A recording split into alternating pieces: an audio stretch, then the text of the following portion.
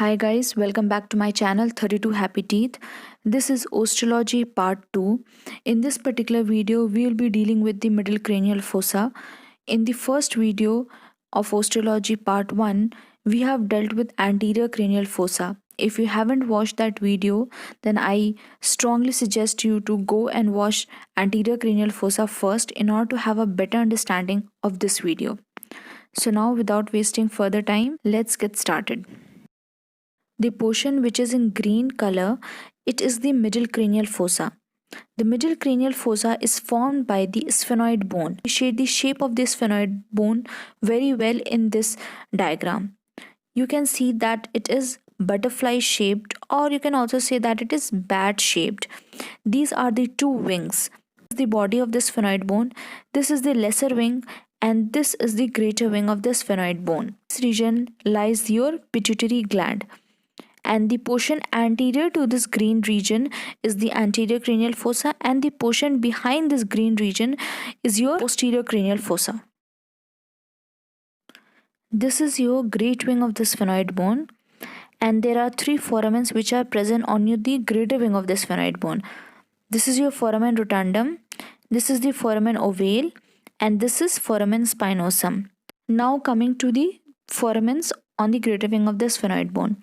Foramen rotundum, this foramen, it cannot be seen from the base of the skull, and foramen rotundum is the most anterior foramen. It opens into the pterygopalatine fossa anteriorly. And moving on to the foramen ovale, its shape is oval, that's why the name ovale, and this foramen can be seen throughout, whereas foramen rotundum cannot be seen from the base of the skull. Now there is one more foramen present, which is the foramen lacerum, and it is the most medial foramen. We have already discussed foramen lacerum in detail in anterior cranial fossa. So if you have not watched that video, I strongly recommend you to first watch anterior cranial fossa, then come to this particular video so that you can have a better understanding.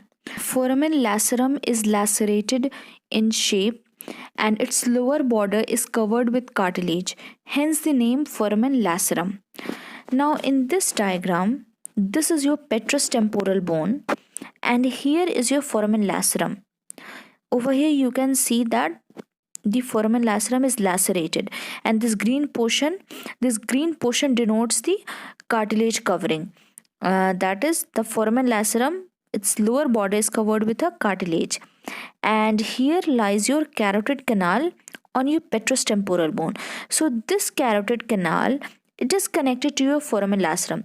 You can see here, this is your carotid canal and this is your foramen lacerum, and you can see that it is connected like a tunnel, like a pipe. It is connected, foramen lacerum as well as your carotid canal.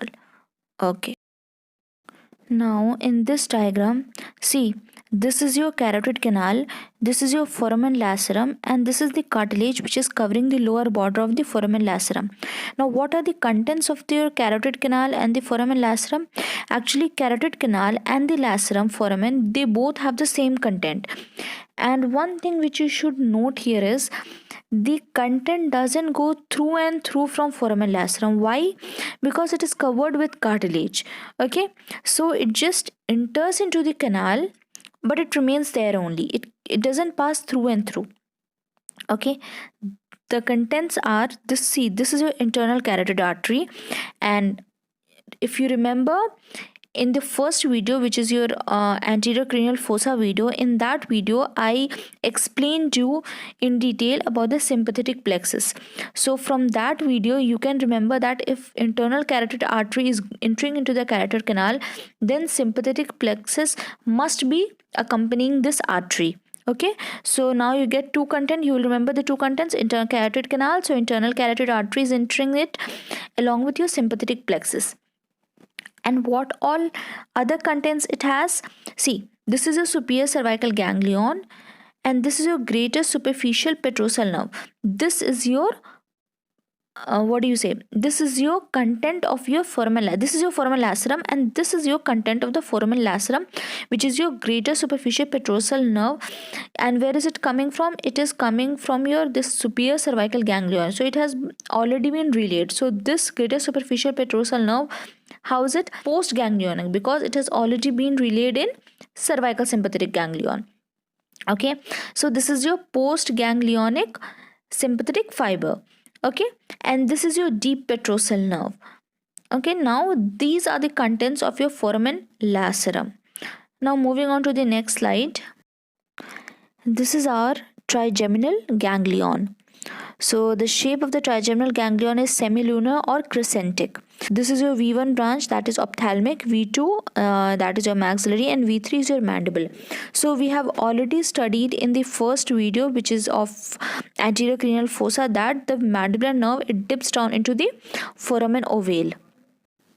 So now in this diagram you can see that V3 is entering your foramen ovale and this nervus spinosus is entering into your foramen spinosum. There is this meningeal artery.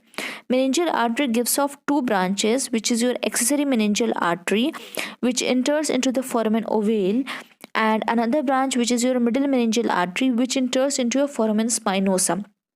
Okay, so the meningeal artery gives off two branches, which enters your foramen ovale and foramen spinosum.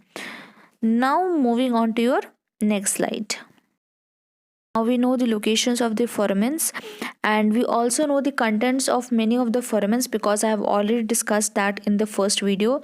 So I highly recommend you to stop this video right now, go and watch the first video, which is your osteology part 1, anterior cranial fossa, then come on to this video and watch this video. Then only you can have a better grasp on this topic. So now let's revise. So the first foramen rotundum, what did I say before? That it cannot be seen from the base of the skull. It is the most anterior foramen and it opens anteriorly into the pterygopalatine fossa. Yes. Now coming to the second foramen, which is your ovale. Why the name ovale? Because it is oval in shape and this foramen can be seen throughout. Now the third one, which is your foramen spinosum. We have already studied in the previous slide that which artery enters the foramen spinosum? Yes, it is your middle meningeal artery, which is a branch of your meningeal artery. Yes, and its associated vein also enters the foramen spinosum. And which is the nerve which enters? Yes, it is a branch of V3, which is your nervus spinosus. Okay, or you can also call it as meningeal branch of mandibular nerve. Now moving on to your foramen lacerum. Okay, this foramen is the most medially located. It is visible in dry skull during life, that is when humans are alive, or in that case the skull will be wet. It is covered with cartilage, hence no structure can pass through this foramen. Okay, and the name lacerum comes from its shape because it is lacerated. Now coming to its content, I already told you that internal carotid artery enters into the carotid canal, then it goes onto the foramen lacerum. So internal carotid artery, then if there is internal carotid artery, there must be sympathetic plexus. Yes, I already explained this concept in your first video. Then there was post-ganglionic sympathetic fibers of what? Yes, greater superficial petrosal nerve. Then there was your deep petrosal nerve. And there is meningeal branch of the pharyngeal artery. So these are the contents of your foramen lacerum. Moving on to the next slide. Now your carotid canal. We have already discussed that there is internal carotid artery and sympathetic plexus entering this canal. Now coming to your superior orbital fissure. Where was the superior orbital fissure present? Yes, if you remember, it was present at the junction of your greater and the lesser wing of the sphenoid bone. This fissure is divided into three parts. Lateral part, then there is your middle part, and then there is your medial part. Okay, so lateral part, what are the contents of the lateral part of the superior orbital fissure? I have some mnemonics for you, like if you remember LFT. Okay, LFT, if you remember, L stands for lacrimal nerve, F for frontal nerve, and T for trochlear nerve. LFT. Okay, so these are the three nerves. Now coming to the artery.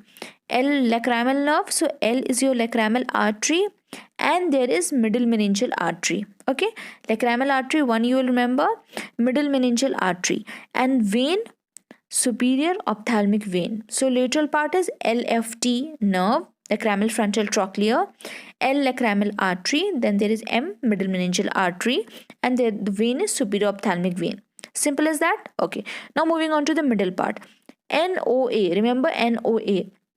And these are the three nerves which pass from your middle part, that is your nasociliary nerve, oculomotor nerve, and abducent nerve.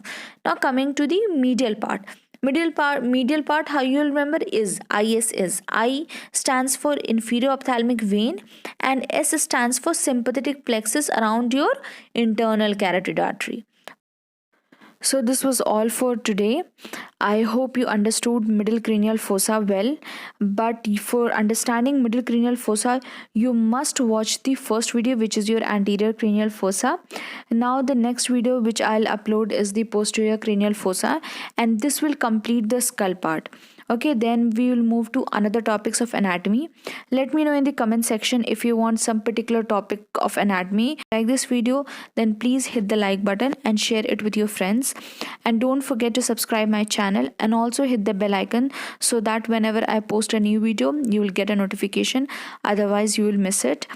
Thank you, have a good day, bye bye.